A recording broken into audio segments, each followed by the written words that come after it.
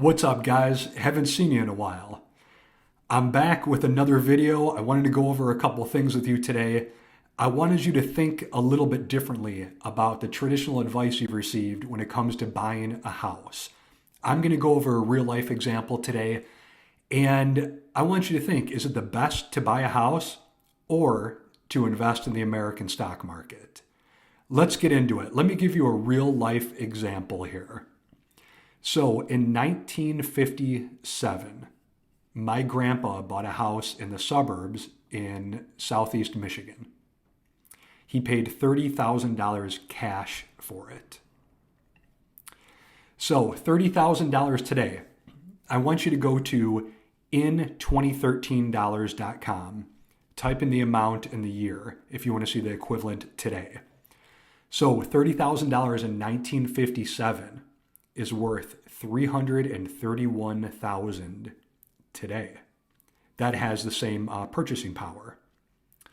So buying a house today, 331 grand. It's actually a little bit under the average home price in America, which is closer to 400,000.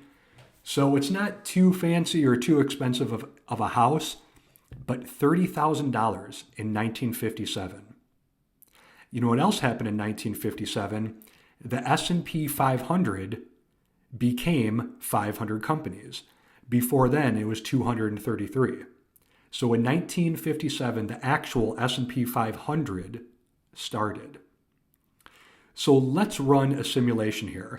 If you were to put $30,000 in a home to live in, and this is all hypothetical, because before I get into that, listen, you need a house to live in, especially if you have a family. Your wife, your kids aren't going to want to be moving around. They don't want to rent. They want a house of their own. Okay? But this is a hypothetical here. But I want to show you something. $30,000 invested in a home in 1957. That home today, according to Zillow, is worth $392,000. So about the average price of an American home, right under $4,000. Now, that's a family house. One of my family members still lives there in southeast Michigan in the suburbs. The house is worth $392,000. You might be able to get $400,000 for it, so let's say $400,000 if it's updated a bit. Now, since I've been alive, I've seen 2 new roofs on that house. I've seen a new furnace, a new water tank, and many, many updates, improvements, repairs, all kinds of things. So $30,000 became $400,000 in the course of 67 years. And in that 67 years, again, all the repairs and everything. Now, when I was studying for my real estate license, I remember in class we were talking about, and everyone was shocked except for me, but I knew this. Traditionally, unless it's in a gentrified neighborhood, real estate keeps pace with inflation. It rarely beats inflation. And in this example right here, it hasn't. It hasn't done anything other than just keep up with inflation. The purchasing power in 57 is equivalent to what the house is worth now. And when you add in all those repairs, the new roofs and everything, new paint, everything, you're about even to where you were in 1957. Let that sink in, and I hope I was clear. The house is worth the same amount adjusted for inflation as it was in 1957 when it was purchased. Now, again, it was a great investment because my family needed a place to live. It served multiple generations. We've had family and friends over, and obviously a safe place to live. So it's pretty much a necessity buying a home in America. All right, let's get into the second part of the video. I already showed you that houses mainly just keep up with inflation.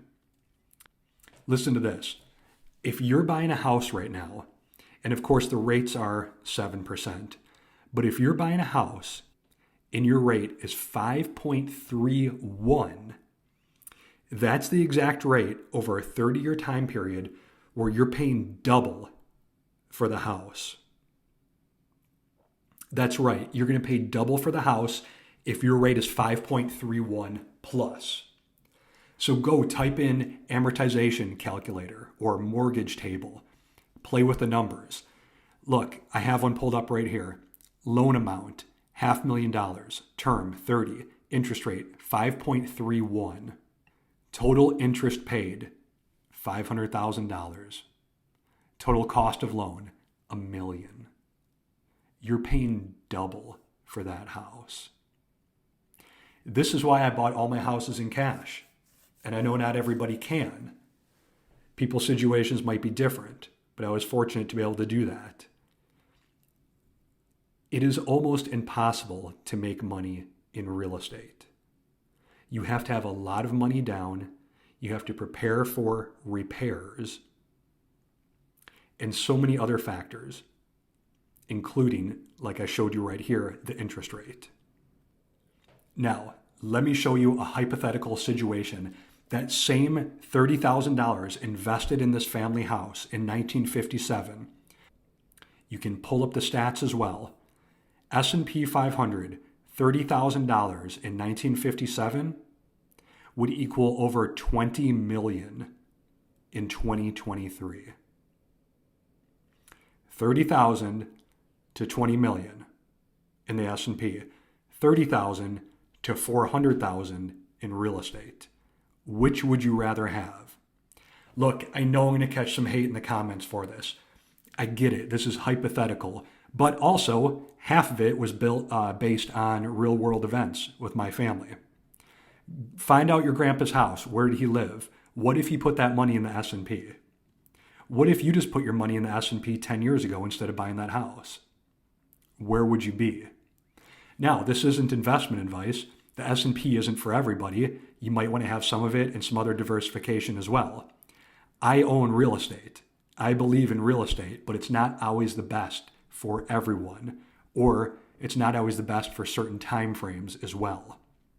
So run these calculations yourself. I've given you a couple websites to look at. Look at the amortization calculator, look at the inflation and the S&P return calculators, and run them. But do this, it's shocking. The results are shocking. I hope you learned something today. Thanks a lot, guys.